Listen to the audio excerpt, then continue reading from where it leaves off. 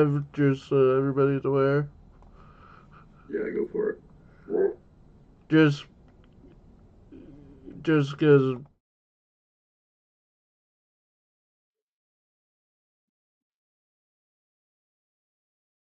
I was thinking. Oh yeah. Let me know if you want to wait. Like, if you'd rather. Okay. Yeah. No, you're good. Yeah.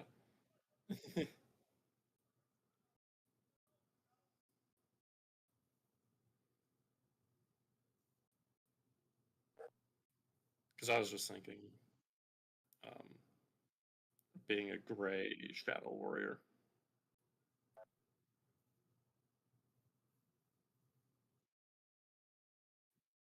Oh, do you want me to switch up then?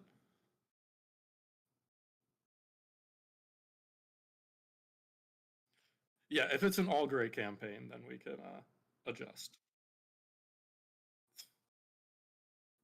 That'd be kind of iconic. Switch my plan out.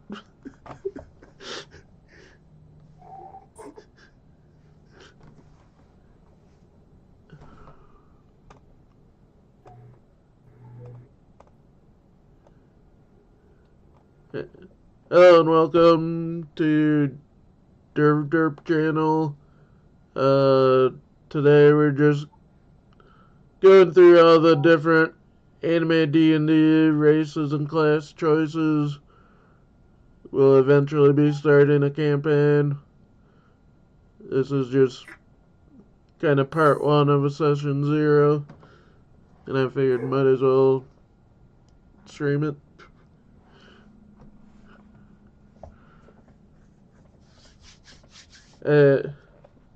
You said gray shadow warrior.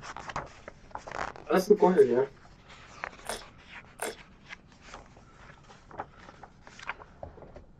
In case of changes, I can also give you the ones that are in the other book that I didn't show you.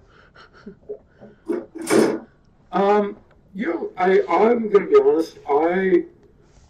Shadow Warrior seems pretty well suited to me, so I don't like. If you want, you're welcome to run through them. If other people, especially like if you're gonna run through for other people, anyways. Yeah. Okay. That's gonna be the species, but I can just name them off. Yeah, that works. We have an Arbolin, which is essentially a sentient tree. Centaur, which I don't have to explain what that is. Everybody knows a centaur. A Crowd Goblin.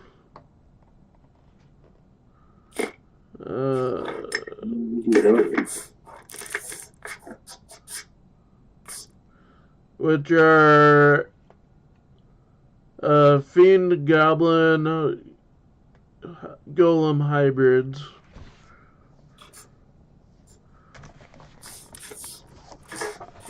That is what a Crowd Goblin looks like. I'm showing on my stream.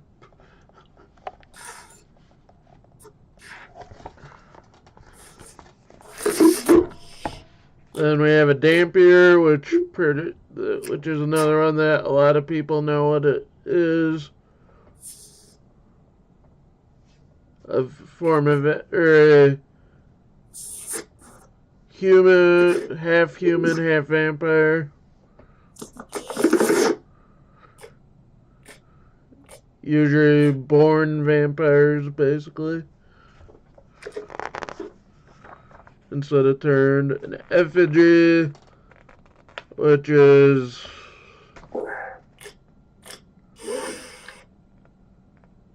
machine folk.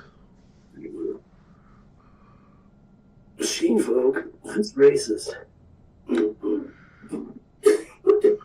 So basically like androids, cyborgs. I was making a joke. More made out of just pure machine without the human aspect. And we have the Faceted, which are basically a humanoid elemental.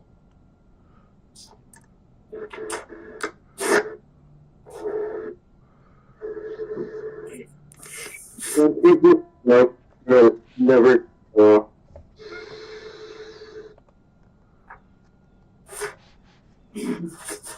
Hello, Welker.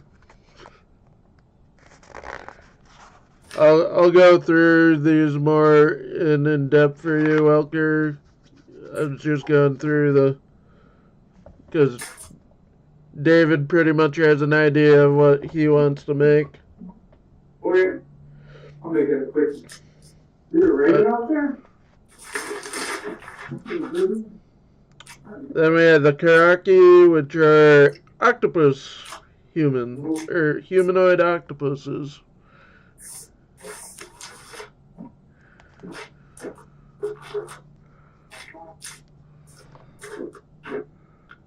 Or cephalopods is what humanoid cephalopods is what it says in the book.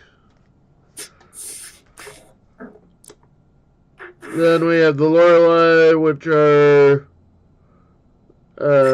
like another form of elves.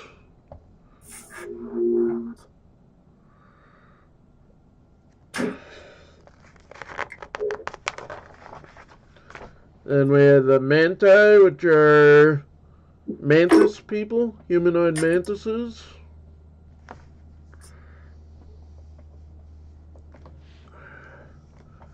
Then we have the Nuki, which are raccoon people. Then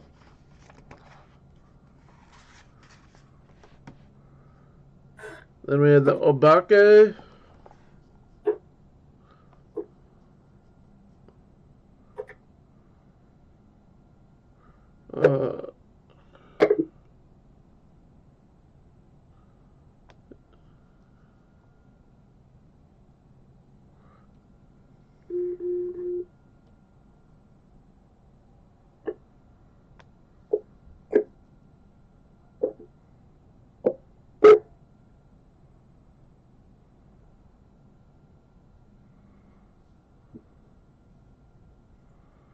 Doesn't really say much about the Obake that I can really explain. Other than that, there are non-binary.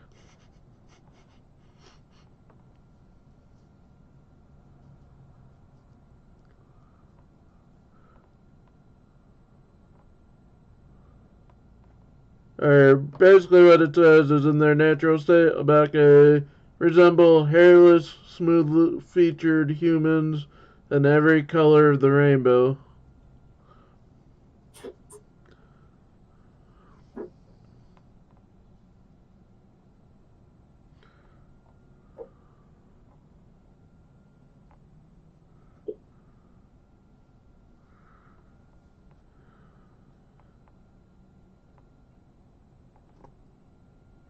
Trying to see if it gives a better description somewhere.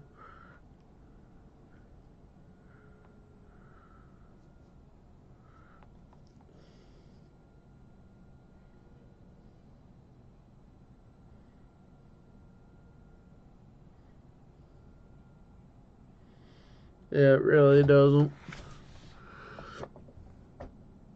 I think that it's kind of like spirits, I think.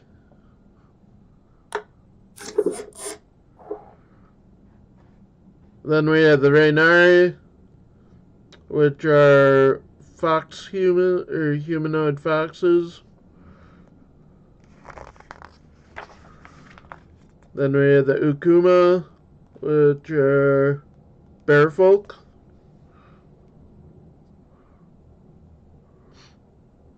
Then the Yokai, which are demon folk. And that is it for this part.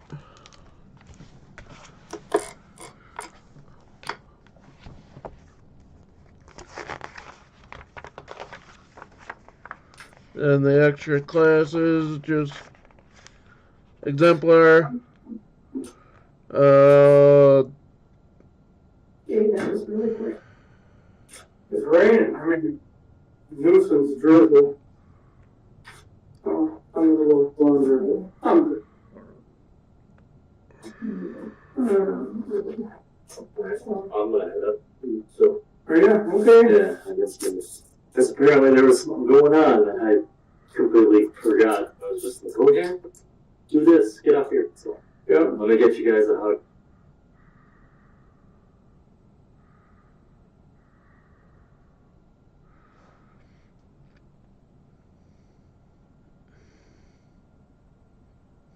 Bear hug.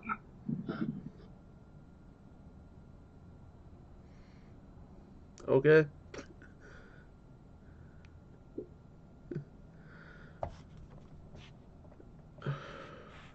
Sorry, last thing I heard was, let me give you guys a hug. Then nothing. Or that, David, that is pretty much because you just wanted to know, or I was just going to give you the extra species in case if you wanted to change it. Yeah, I appreciate it. Yep. I'm good sticking to gray unless if everyone else is doing gray, then I'll review and switch it up. But.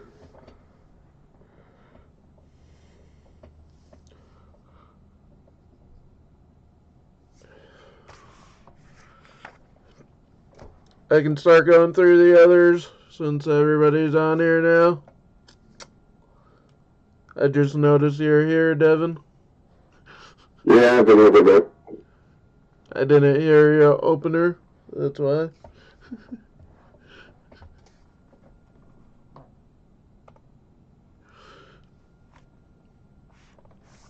Hey, we're just going through classes and races so you guys can get an idea of your character, what you want to make. We'll make them in a couple weeks.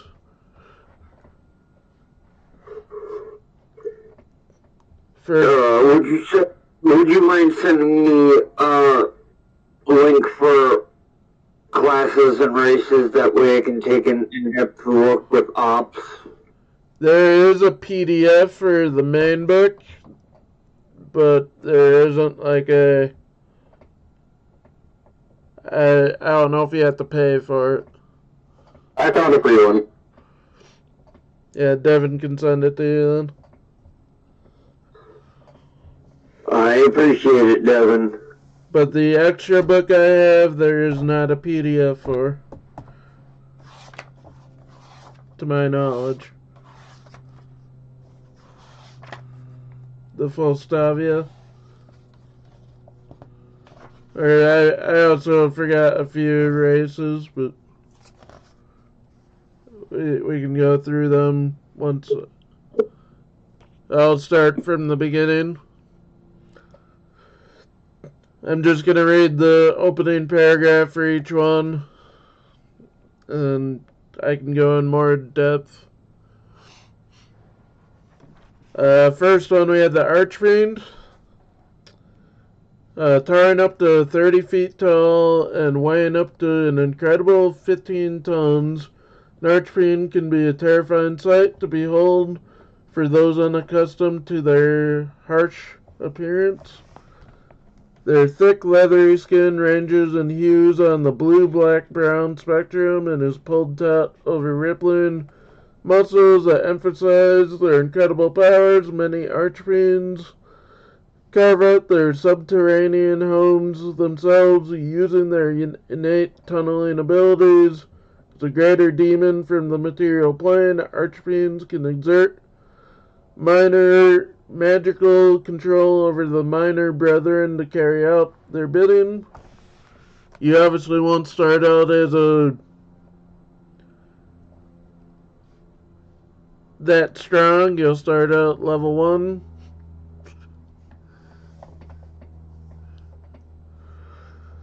Thank you for clarifying that. By the way, I meant to ask what level we were starting this campaign at.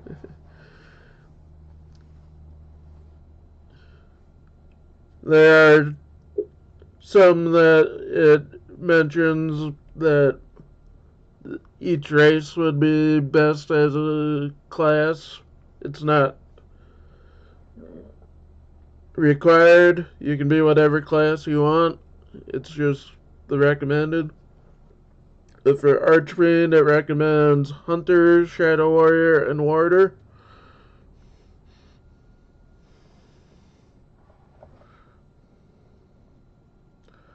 Then we have the Asrai, which are basically fairies.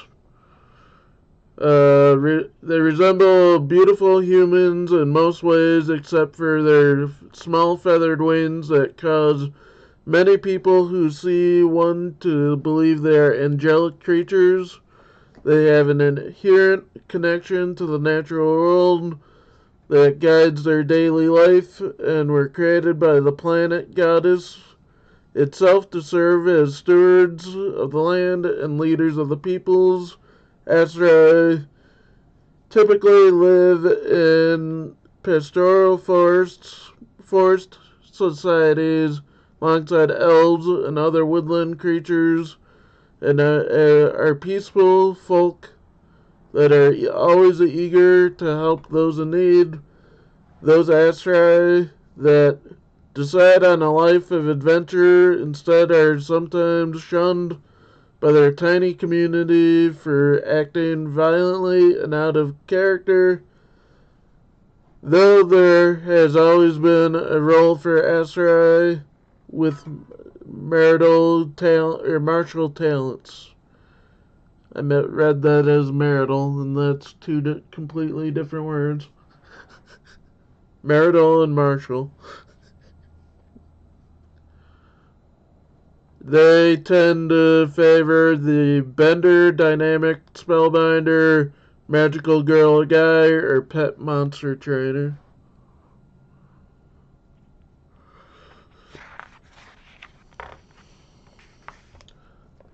Then we have the blink beasts. They are often feared and misunderstood, but they are rarely respected. They are natives of the bloom and insidious realm of fierce trees and murderous beasts, and survive on their rapid teleportation and mastery of plant life. In spite of their power, blink beasts elicit contempt from many sylvan demonic woodland creatures due to their binary nature. They are both beast and human. Their skin tones range across the rainbow spectrum from purple to red and shift in patches from flesh to wood. They favor Hunter, Ninja, and Warder. We'll get to the classes once I go through all the races, but I figured that easy because if you figure out what race, then you can, when I'm telling you what they favor, you can then decide, unless if you want to do something different. Then we have the Demon Naga, which I'm sure if you know anime and D&D, I already know what that is. Snake people. Created as a magical fusion between a Naga serpent and summoned flame demon over a millennium ago, Demon Naga can measure up to 16 feet from horns to tail. They comfortably project a height of up to 7 to 8 feet tall, with their tail trailing behind for balance and attacks. Their scaly hide, fearsome horns, and chiseled features make for an impressive sight. The lines of flame that radiate from their torso, eyes, and mouth complete their terrifying visage.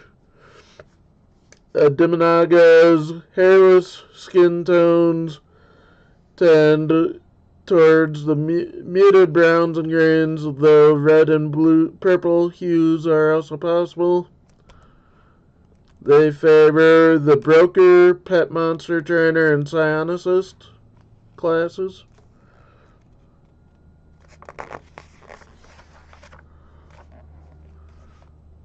Or I was wrong, the Asrai are elves, because I forgot there is a fairy class or race.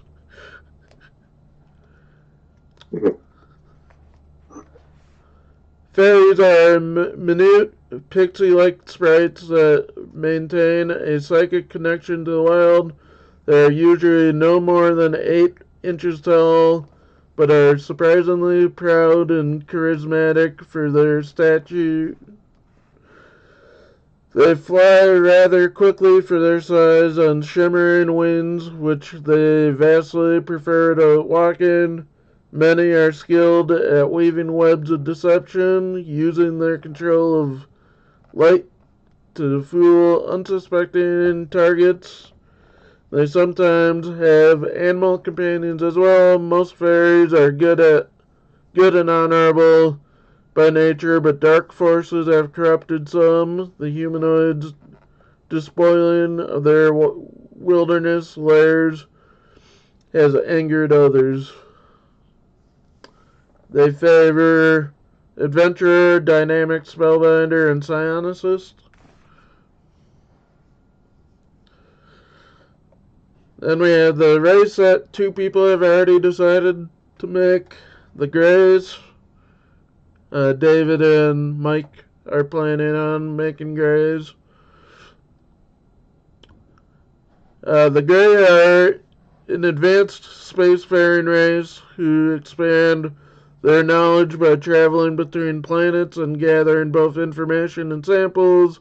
They vary in height from 4 to 6 feet tall, with large almond eyes, inverted teardrop head, and hairless gray skin. Over 2 centuries ago, a gray science vessel encountered a space-time anomaly that transported them to the fantasy world they now inhabit, leaving them stranded with none of their ship equipment. Over numerous decades, the Grey have settled into their new home world and spread throughout many civilizations across several continents. None of the original stranded Grey are still alive, though their galactic legacy is remembered by their descendants. They favor classes that make use of their intelligence, so dynamic spellbinder, psionicist, and tech knight.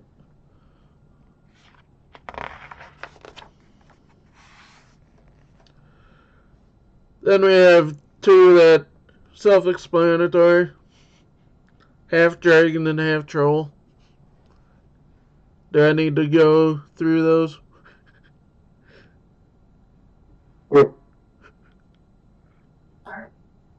No, you're good. The half dragon favor ninja, samurai, and shadow warrior.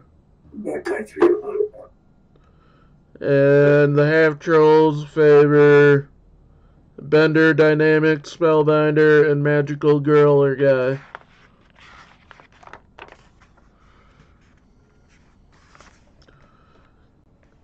Then we have the Hud,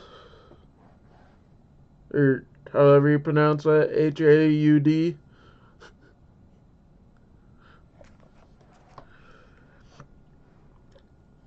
They are an intelligent and aggressive race with both reptilian and serpentine traits. They favor warm, swampy habitats that they build into comfortable homes and gathering grounds. They are less primitive than their lizard folk cousins and tend to congregate in small societal pockets based on democracy and rationality. Not not might makes right. Their sharp claws and balancing tails help them react quickly in combat, which they use to their deadly advantage. They favor adventurer, hunter, and warder.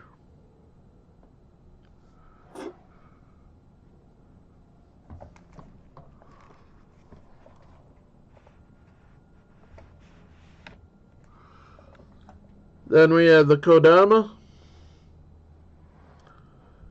Kodamas are tiny natural tree spirits that stand just over a foot tall, with humanoid bodies, pale white skin, enlarged heads, and bulbous rather than delicate features. Their connection with the natural environment grants them numerous talents, including the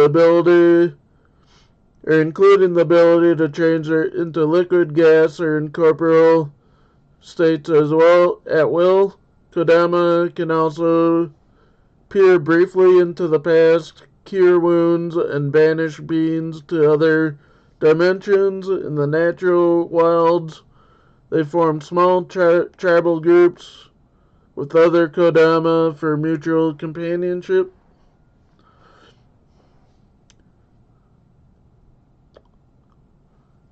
They're also kind of your generic tree spirit for like anime, or generic spirits, how they look.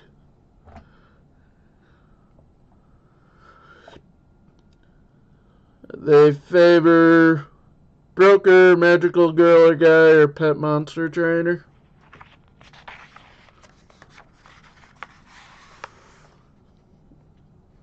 Then we have the Nekojin, which is probably the race I'll be playing with your campaign, Devin. Okay.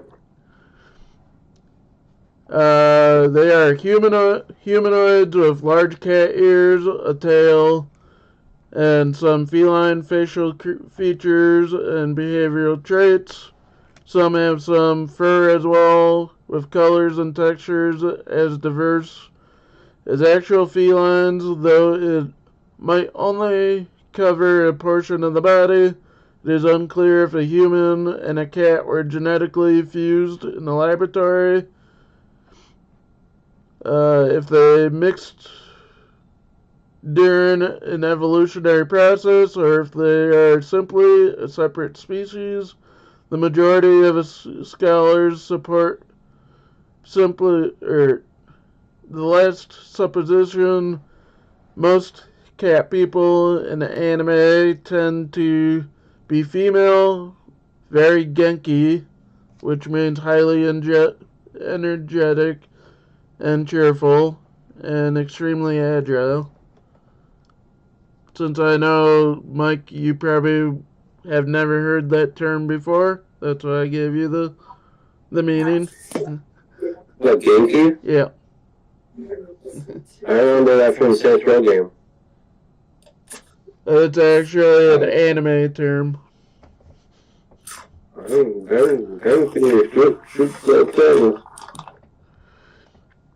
The Nekojin favor the Bender, Broker, and Tech Knight classes.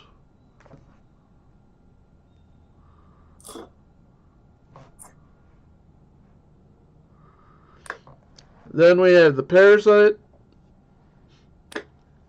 which this form-changing species require host bodies with which to bond, and consequently, a second race is assigned to reflect this dual identity. These oily black parasites live within their host and constantly struggle for dominance and control of its body. Once bonded, a parasite grants several combat and survival abilities to its host, including stretching and reforming limbs into deadly sharp weapons. Parasites are immune to electricity but have a weakness to loud sounds, which disrupt their malleability and control over their host. Parasites reproduce through asexual binary fusion independently from their host procreation methods. Whoa. Slow down, there's kids watching. Asexual reproduction. Essentially, they're kind of a combination of the symbiotes from Marvel and the aliens from the anime Parasite the Maxim.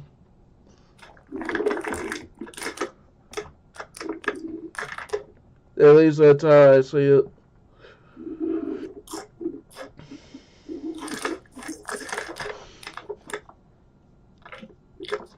What about the Goa'uld? The what?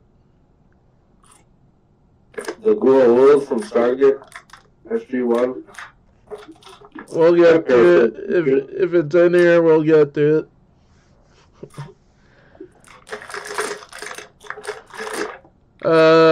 The parasites favor hunter, ninja, and samurai.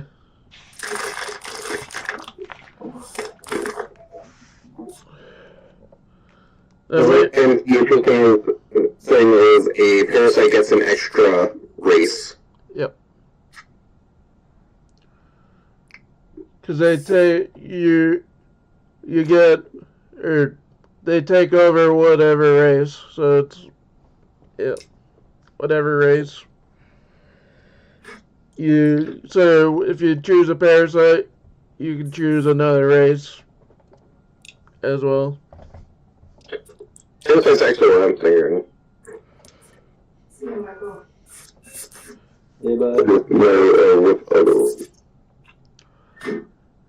Then we have two others I can probably skim through. A satyr. Everybody knows what satyrs are,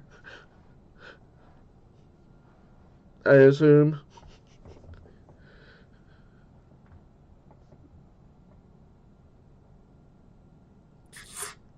I'm waiting for responses. No response means move on. Move on would be going through it, because that was the question.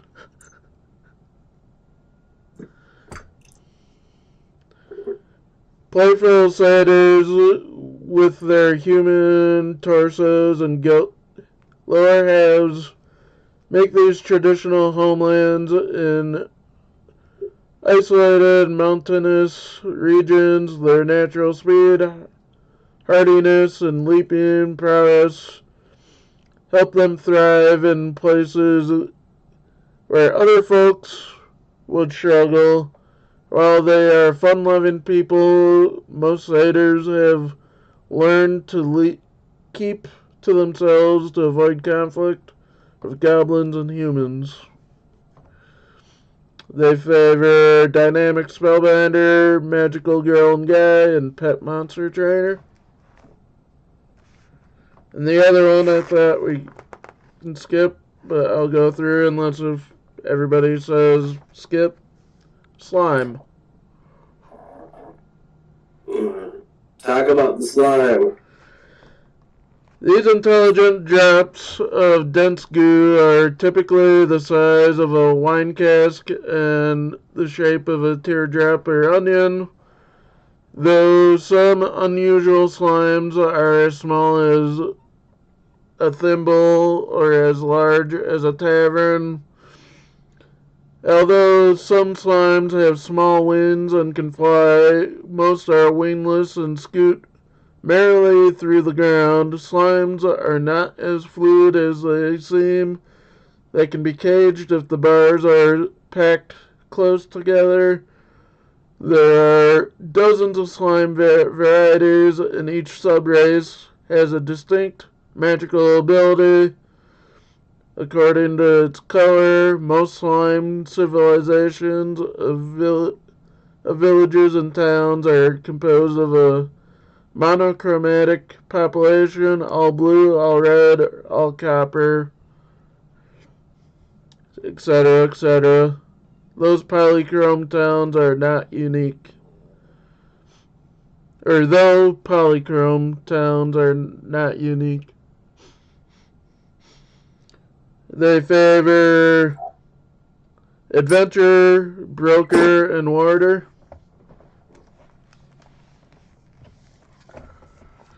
That's all the races we have for the main book. I'll go through the extra book and then we'll go through the classes.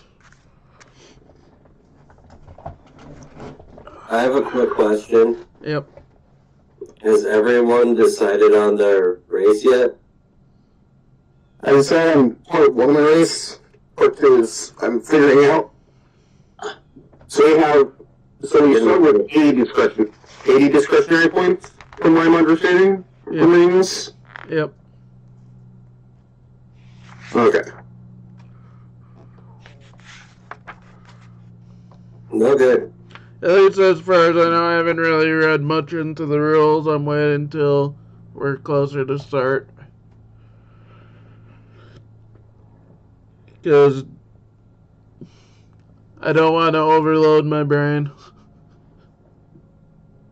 Okay, so ability scores apply to the discretionary points you take.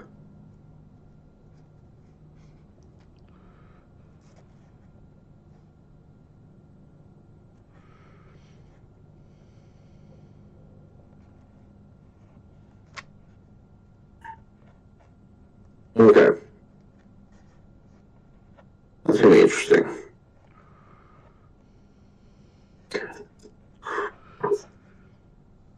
I'm going to start. At what level are we starting at? 1. Okay. That is good to know. Because I plan to have everybody be isekai.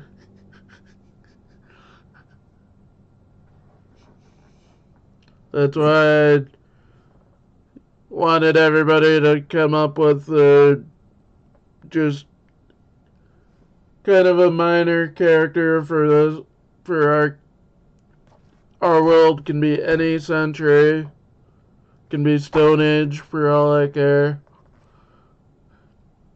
and just like an occupation for them, just so I can figure out, make a weird death for you. I thought of one last night. And I completely forgot. Oh, do you want me to spill it? No, Or tell you here. tell me later. Okay. And remind me, are we playing on something? If I'm just like, if I'm gonna start like putting a character together, I don't want to do it on one software and then be like, Considering that this is completely special with race and everything, it's probably going to have to be, it doesn't matter. It probably won't matter. okay, that's kind of what Are I'm you thinking. putting on cocaine or crack?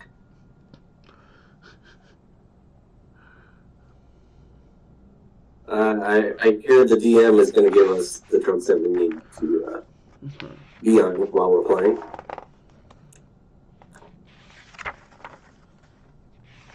However, I have not received such drugs yet. I'm still waiting.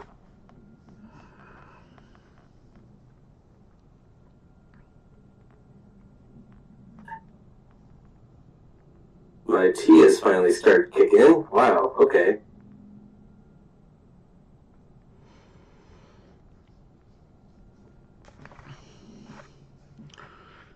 Hey, this book first starts out with just some subspecies. Like there's a Dragonborn Crucible, which basically just depends on if they came from a certain mountain range or not. Trying to see if there's any more. Then they get a bonus land at a higher level.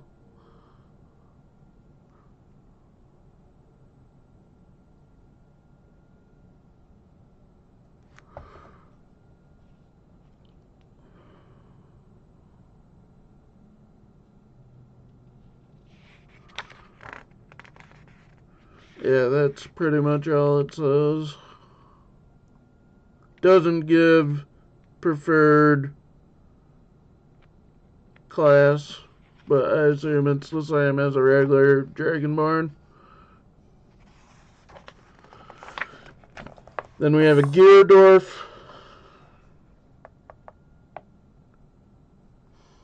Because along with all these extra races and classes, you can always just choose a standard D&D race or class.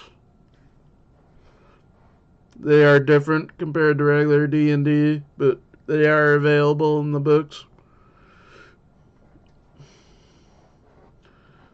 Gyrodorf, while there are dwarf clans that do not welcome the age of steam and steel, most embrace their role as Prostavia. Basically, the world, I didn't get into it, the world we'll be playing in is called Prostavia. Prostavia. Their role as Prostavia as masters of engineering. Gyrodorf strongholds are, by their world standards, marvels of urban development. Most Gyrodorfs enjoy the benefits of climate control, indoor plumbing, and waste disposal systems.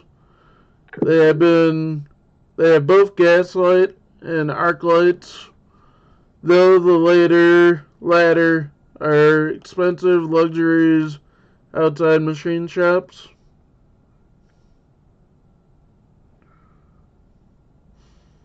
And once again, there's no preferred class.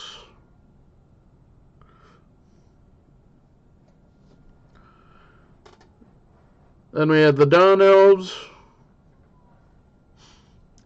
which are as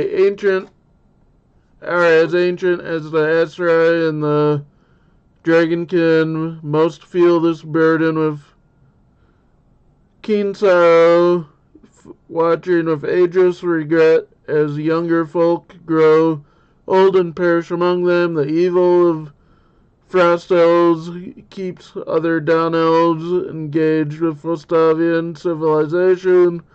None of this makes Dawn Elf society dour between inherent magic, liberating them from most chores and no need for sleep.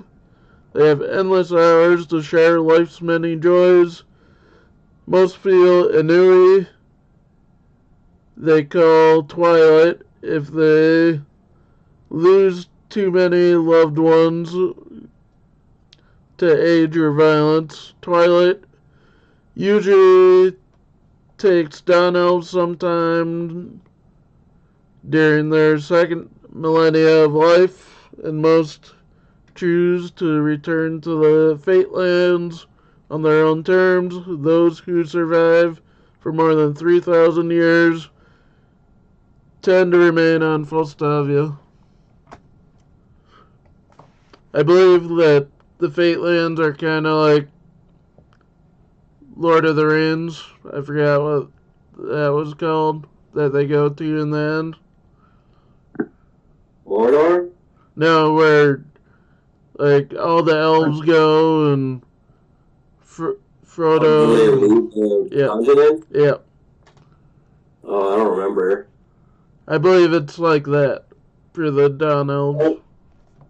Guess it's time to watch Lord of the Rings Extended Edition. I got 12 hours to kill. Next, we have the Earth Gnomes. Earth Gnomes. They have a natural affinity for their namesake. Each is capable of controlling the land to a small degree. Together, Earth Gnomes can perform miracles of farming and construction, making gnome communities central to their society. Most other folk welcome them as neighbors, given their tendencies. They are just as dangerous in groups as they are helpful. However, angry Earth Gnomes can literally undermine most settlements before the enemies can react.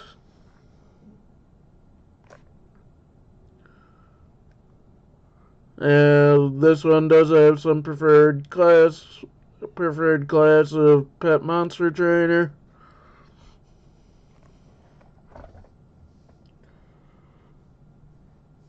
Then we have wisp halflings, who have an inherent magic of their own but pay a higher price than most. They possess extraordinary luck and the power to store decent amounts of material in personal wisp pockets. Face first, most wisp halflings keep large stocks of food in their pocket dimensions to feed their endless hunger. They tend to be extremely thin. A wisp halfling who appears well fed is settled and wealthy.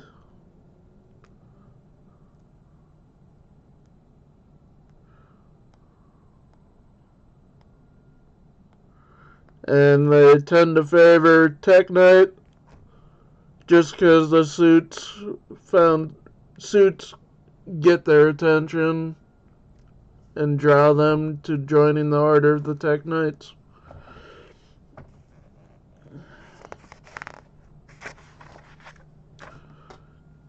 Then we have Root Orcs. They are strong and hardy folk with an affinity for plant magic. They have been stout allies of the elves and dwarves since the Nox War, which is something we'd get into probably within the campaign. They seem to have limitless patience at times, given how often Lucian propagandists call them half-orcs in comparison to their Nox poison counterparts. Perhaps the Empire does this because root orc human hybrids favor their orc parent even more strongly than hybrids of Dawn-Elf human ancestry. No curse haunts root orcs, no matter what Imperial villains from Azram or Frostwind might claim to the contrary. I know most of that's going over everybody's heads because it's all lore of the campaign.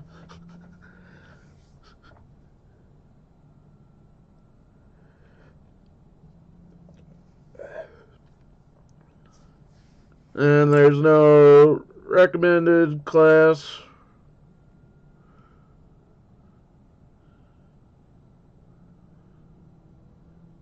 But they recommend the same as half-orcs.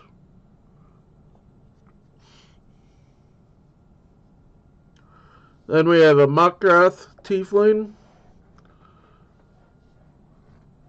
Zumuk spawned Muckroth Tieflings at the beginning of the Soulstar War to serve as shock troops. They turned on their creator early in the conflict when Erlen II Sophia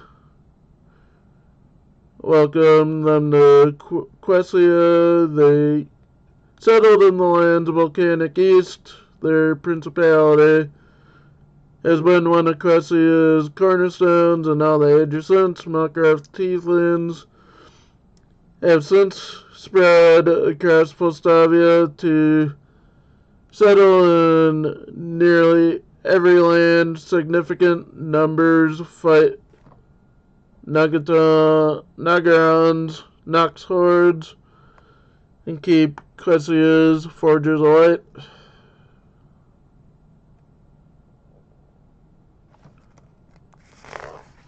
Again, that's the last of the subspecies. Yay. And now we have the non-subspecies, the ones I was briefly going with over with David.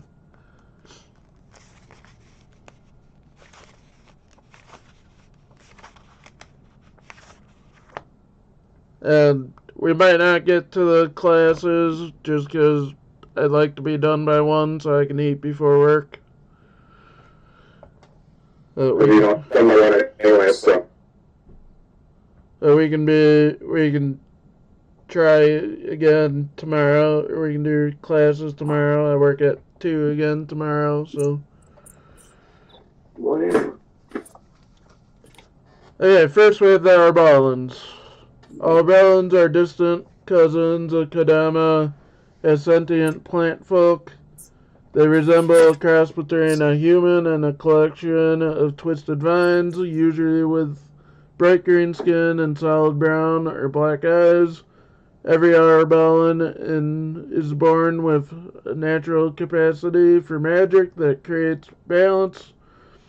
Though each manifests this talent in a different way, Arballan sages explain that balance is not meant to be some static absolute, but dynamic coexistence with the universe. After all, absolute order or harmony is not balanced, or is not, balanced. This does not stop villainous Arballans from abusing their power. Virtuous Arballans take great pleasure in stopping them to serve genuine balance. So it's a race all about balance.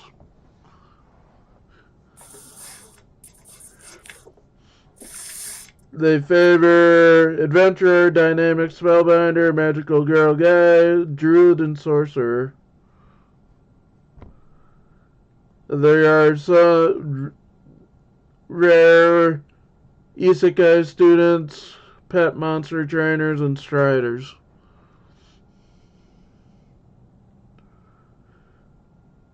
Then we have the centaurs, which is one that I know that I won't have to go much into. Half human, half horse. They favor hunter, shadow warrior, warder, barbarian, and monk.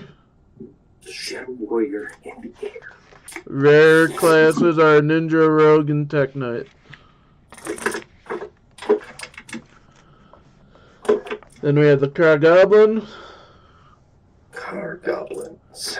Zumax, fiend elite, created many goblin golem hybrids to be living anti-magic weapons. Much to their surprise, these car goblins were resistant to knocks, most affected, and they have been valued folk across the world ever since. The average goblin is a strong and resilient figure with a natural talent for mayhem. Their arcane origin allows them to weaken nearby magical sources within 30 feet, affecting friend and foe alike. Their ability is unpredictable, though, and may be weaker or stronger than anticipated if the goblin fails to retain control. Favorite classes are Samurai, Samalake, Tech Knight, Fighter, and Monk. Rare classes are Dynamic Spellbinder, Exemplar, Magical Girl Guy, Sorcerer, Warlock, and Wizard. Then we have the Dampier.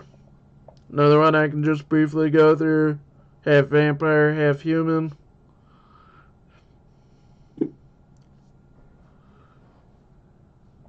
Which is considered also a sub-race for D&D. Is anybody interested in vampire? Dampier. Oh, sorry, Dampier.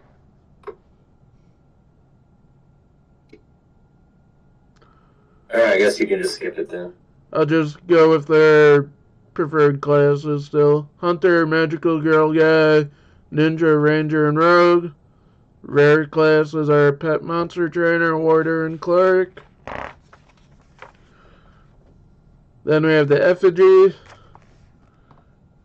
As highly resilient machine folk, effigies were the product of dwarf, hod, and slime ingenuity.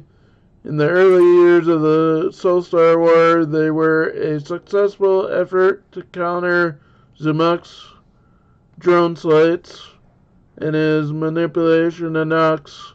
Metal effigy frames protect their crystal hearts, deflecting attacks and bearing ward runes against transformation. Innate effigy armor is particularly effective against arrows and other piercing weapons. An ancient design flaw leaves most vulnerable to lightning, even in the 5th Age.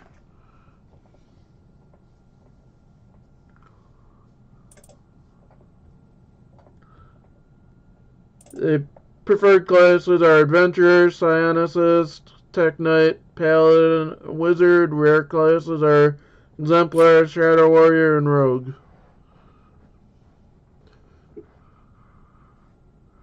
Then we have the Faceted.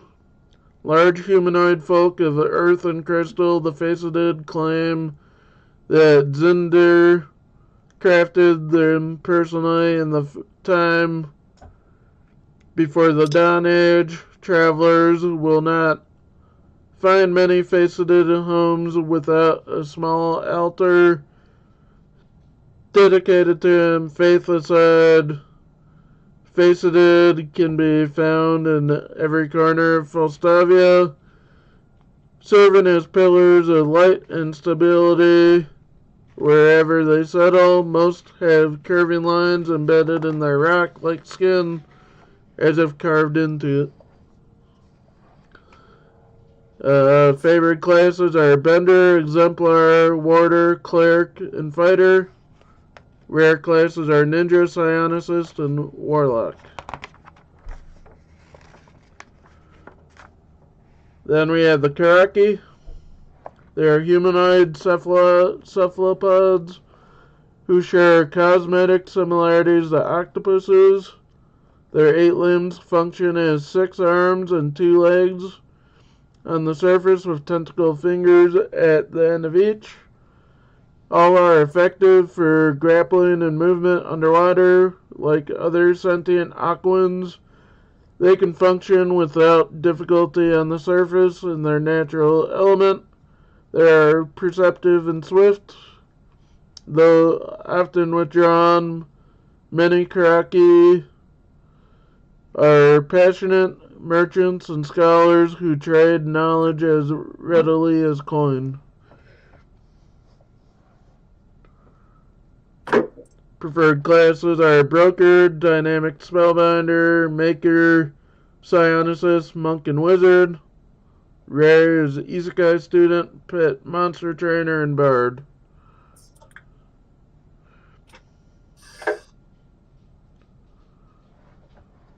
Then we have the Lorelei. They are cousin folk to the Dawn Elves who are equally comfortable in water and air. They typically wear their hair long to complement their elegant and dexterous tails and favor tattooing their fair skin with designs that evoke aspects of their native tribe. Lorelei draw many of their abilities from water and can instinctively detect nearby sources. They make sparse, comfortable homes on the shores of seas, lakes, and large rivers outside Quesia and Sagaria. Such communities tend to remain small, numbering hundreds of residents. Most are content with their 7th century lifespans, and those who desire more can acquire Dawn Elf immortality from their relatives. They favor Bender, Dynamic Spellbinder, Magical Girl Guy, Warder, and Sorcerer. The rare classes are Broker, Shadow Warrior, and Barbarian. What was that? What? I heard somebody chime in. I said wow. I heard what? Not wow. Oh, I said wow. I said weird. Then we had the Manti. Strong, intelligent insect folk capable of multitasking to a degree no others can match. Manti thrive in regions that others abandon. They can make homes anywhere from Anaconto's most peaceful cities to Aminasia's deadliest steppes with 4 arms, enormous eyes, and great antennae that allow them to handle twice the sensory output of most other folk. Manti adapt to any environment with breathable air. Most Manti communities play as hard as they work. Ooh. That was the Manti? Yep. Mantis people. Mantai.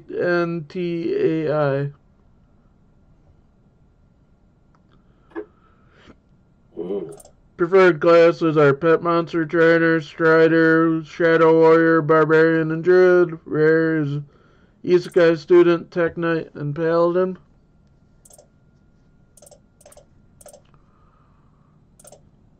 Then we have the Nuki. Nuki? Whoa, what is that? Nuki are fast, agile humanoids with similarities to badgers, ferrets, and raccoons. They range from 2 to 3 feet tall and from 20 to 40 pounds. Their phenomenal agility and perception compensate for their relative physical vulnerability. Nuki share the Kodama's natural talent for exorcism, though their methods differ. Gregarious and communal for the most part. Nuki flock to urban life, though sizable rural communities exist in the wilds of Mizibia and Nagaran. Preferred classes are Broker, Dynamic, Spellbinder, Exemplar, Ninja, and Rogue. Rare classes are Samurai, Tech Knight, and Barbarian. Then we have the one that I was having trouble describing, the Okabe. Okabe. In their natural state, Okabe resemble hairless, smooth-featured humans, but in every color of the rainbow, and several others as well. The stereotype of Okabe in other dimensions is of the spy and infiltrator. The worlds that are recognized that there's a spelling error there. That shape changers can do so much more. On Falstavia, Okabe are actors, detectives, explorers, healers, nobles, priests, and as well as spies. They can be found in any field amongst every other folk. As a people, a notable trait is the prevalence of non-binary identity. About half change genders the way others change clothes, which is not surprising for a species to which identity is nothing, both nothing and everything. They favor adventure, bender, broker, ninja, bard, and ranger, and with rare classes of psionicist, shadow warrior, and wizard.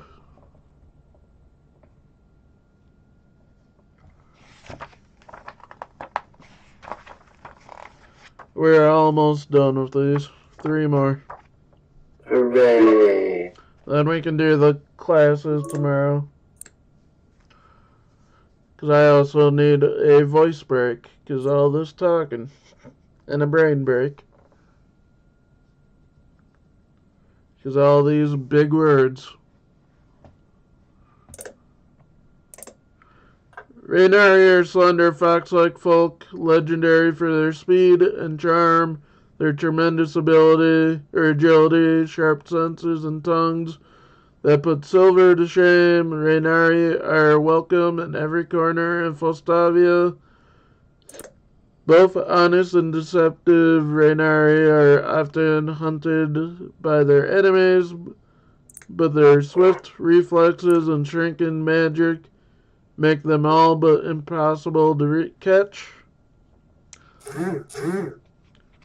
The Rainari's preferred classes are Broker, Isekai Student, Magical Girl or Guy, Bard, and Rogue. Rare classes are Psionicist, Samurai, and Cleric. Then we have the Ukuma. The Ukuma are hardy bearfolk with the innate abilities to grow and to move small objects. With their minds, though not weaker, in warm regions they are adapted to colder climates and prefer to live in areas that suit their nature. The average Akuma is methodical due to their lower agility. Mental pursuits are just as important to Akuma as physical ones, given their abilities. Preferred race classes are Psionicist, Shadow Warrior, Warder, Barbarian, and Cleric. Rare ones are Ninja, Tech Knight, and Rogue. And we have the last one, the Yokai. More accurately defined in Nihatis as Henge, or the transformed, yokai are survivors of goblinism. They were too strong-willed or virtuous for Nox to dominate, thus gaining or enduring mutations. Yokai, therefore, come in a wide variety of forms, lingering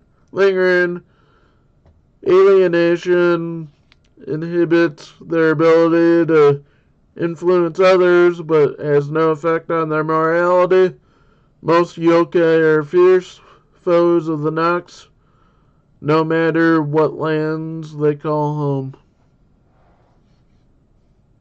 Their preferred races or classes: Hunter, Psionicist, Samurai, Fighter, and Wizard. Rare are Magical Girl, Guy, Pet Monster Trainer, and Bard.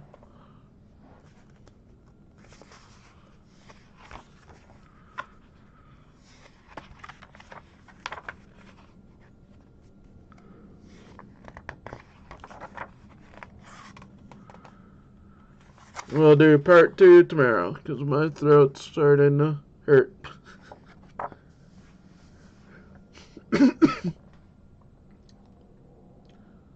Too much throat work for Jay. I have to get 18 points of defects for my character. I got decent stats.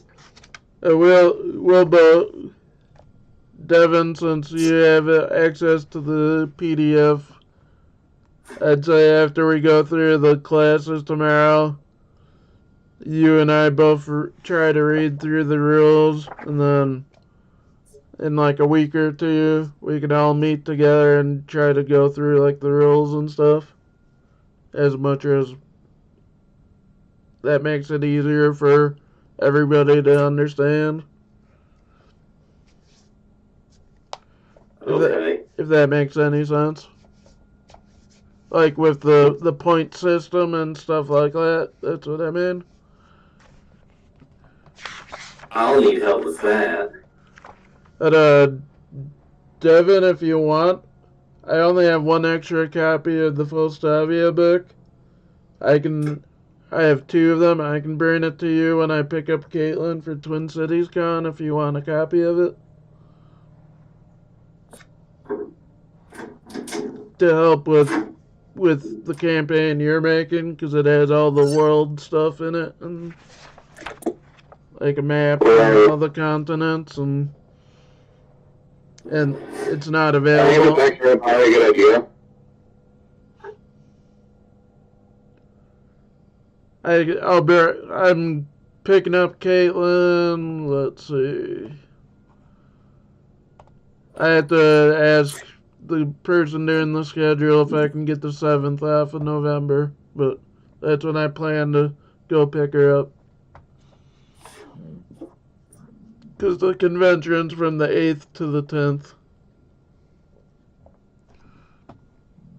When's those come? Yep. Oh, sick.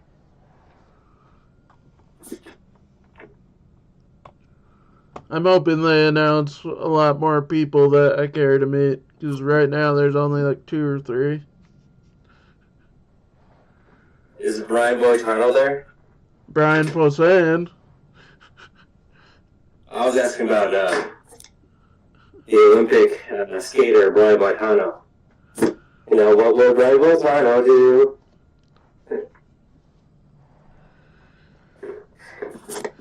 So it's a South Park joke. Come on. I probably would have given you the look of what the hell are you talking about if I hadn't seen the movie with you just recently. Yeah. Exactly. What would Brian Boitano do when he had to face the giant crab? I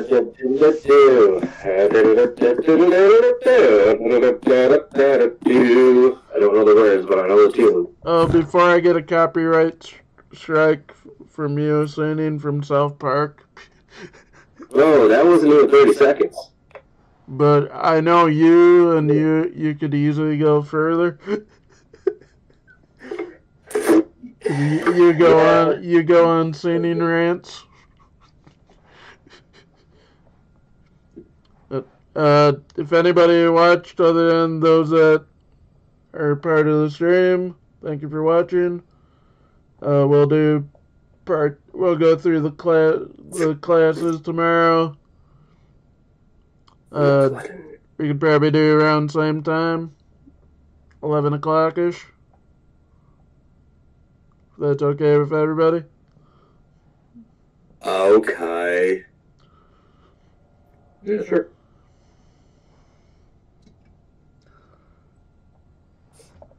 David, I have a proposition for our characters for both grades. 11 o'clock sounds good. And that is that we're gonna be rivals. Super down. Yes.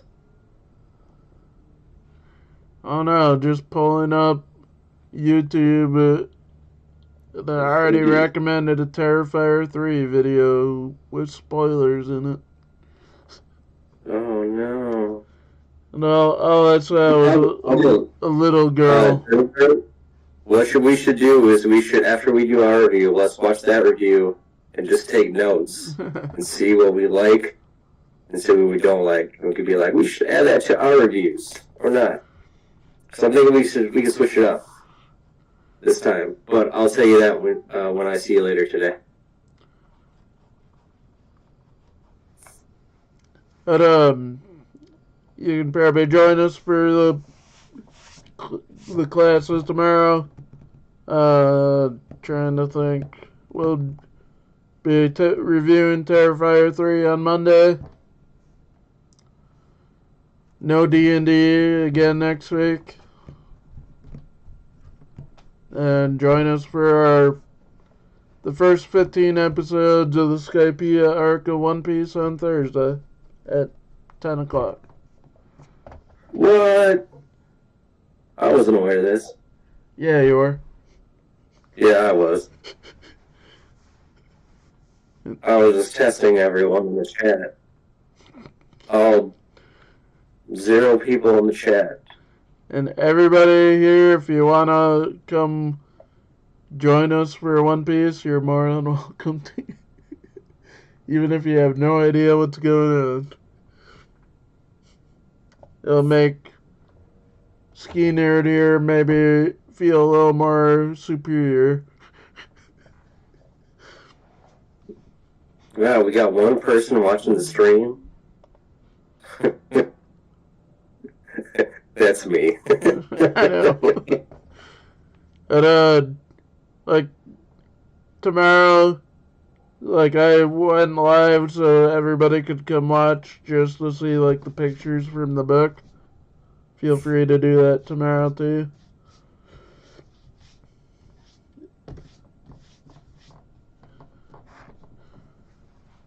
But